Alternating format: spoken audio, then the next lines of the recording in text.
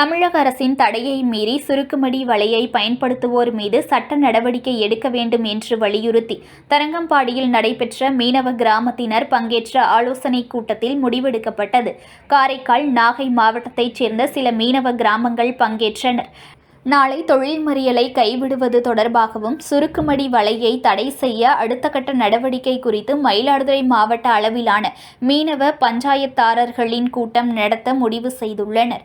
சுருக்குமடி வலை பயன்பாட்டிற்கு அரசால் தடை விதிக்கப்பட்டுள்ள நிலையில் மயிலாடுதுறை மாவட்டத்தில் பூம்புகார் தலைமையிலான சில மீனவ கிராமங்களைச் சேர்ந்த மீனவர்கள் சுருக்குமடி வலைக்கு ஆதரவாகவும் அரசின் தடையை மீறி சுருக்குமடி வலையை பயன்படுத்துவோர் மீது சட்ட நடவடிக்கை எடுக்க வேண்டும் என்று வலியுறுத்தி தரங்கம்பாடி தலைமையிலான மீனவ கிராமத்தினரும் செயல்பட்டு வருகின்றனர். இப்பிரச்சனையால் இரு தரப்பினர் இடையேவும் அடிக்கடி மோதல் உருவாகி வருகிறது. இந்த நிலையில் சுருக்குமடி வலைக்கு எதிராக கடந்த ஜூன் 25 19 மீனவ கிராமங்களைச் சேர்ந்த மீனவர்கள் தரங்கம்பாடியில் போராட்டத்தில் ஈடுபட்டனர்.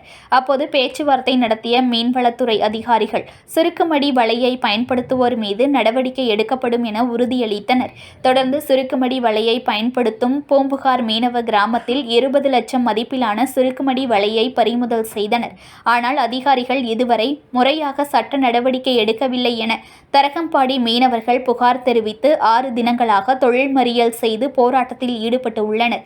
இந்த நிலையில் சுருக்குமடி வலையை பயன்படுத்தி தொழில் செய்யும் பூம்புகார், சந்திரபாடி உள்ளிட்ட கிராமங்கள் மீது நடவடிக்கை எடுப்பது குறித்து முடிவெடுப்பதற்காக தரங்கம்பாடி வட்டத்தைச் சேர்ந்த மீனவ கிராம பஞ்சாயத்தார்கள் பங்கேற்ற ஆலோசனைக் கூட்டம் தரங்கம்பாடி மீன்பிடி துறைமுகத்தில் நடைபெற்றது.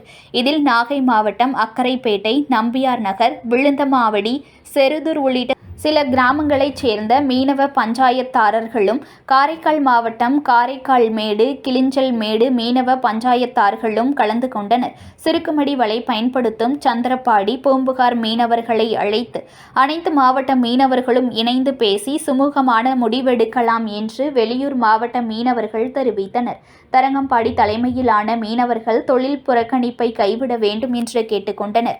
இதையடுத்து தரங்கம்பாடியில் மயிலாடுதுறை மாவட்ட மீனவ கிராமங்களை கூட்டி பேசுவது எனவும் அதன் அடிப்படையில் 3 மாவட்ட மீனவ பஞ்சாயத்தார்கள் பங்கேற்கும் கூட்டம் நடத்தி அதில் இப்பிரச்சினைக்கு உரிய தீர்வு காணும் வகையில் முடிவு எடுப்பது எனவும் முடிவெடுக்கப்பட்டது.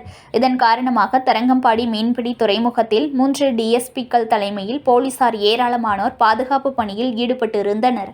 News1 தமிழை லைக் பண்ணுங்க, கமெண்ட் பண்ணுங்க, ஷேர் பண்ணுங்க, மறக்காம சப்ஸ்கிரைப் பண்ணுங்க.